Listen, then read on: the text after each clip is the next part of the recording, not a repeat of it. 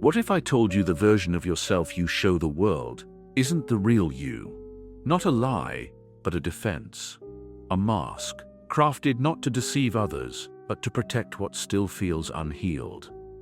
Behind every mask is a story, a wound, a fear that whispers, if they saw what I buried to survive, would they still see me the same? Carl Jung called it the persona, the part of ourselves shaped to meet the expectations of others.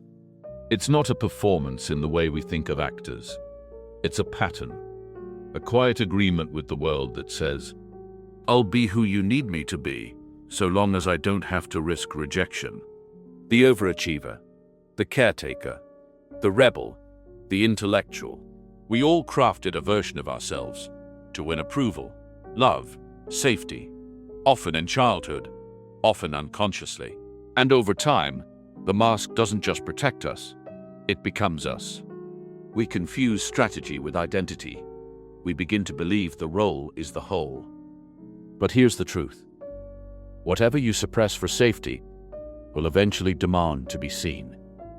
The person who never shows weakness ends up hollow. The one who always jokes is aching underneath. The one who stays composed is quietly unraveling. And the longer the mask stays on, the more the real self forgets how to breathe. Sometimes, we don't even realize we've built our lives around what hurt us. We wear masks to be loved and wonder why the love doesn't feel real. We say we're fine and forget what honesty feels like. If you're still watching, take a second to subscribe. It helps this project grow and reach others walking this same path. Curious to know what archetype you might be working from? Click the link in the description to take the archetype test and get a breakdown of your dominant traits and hidden drives.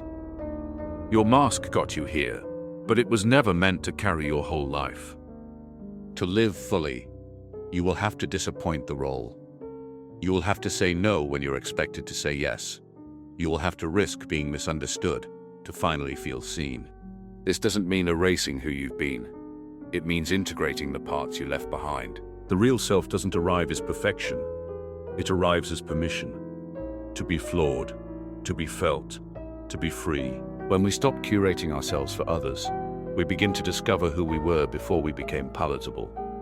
Most masks are made in silence, and they are rarely removed in celebration. They are peeled back in grief, in rupture, in a quiet realization that the person we've been is not the person we are becoming. This moment is not a failure. It is an invitation, a fracture in the performance that lets light in. Truth, when it arrives, does not flatter the ego. It confronts, it disorients, it demands something from you that the mask never could. Sincerity. You can lie with charm, you can survive with polish, but you cannot evolve without truth. If your mask could speak, what would it say? What has it protected you from? What does it cost? You're not weak for wearing one. You're human. But maybe it's time to remember who you were before you needed it. And maybe, just maybe, it's time to become someone who doesn't need it anymore. If you're curious to see what archetype you lead with and how to grow beyond its limitations, take the test linked below.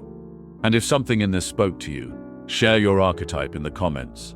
Let's make this more than a video. Let's start a conversation. Thank you for watching.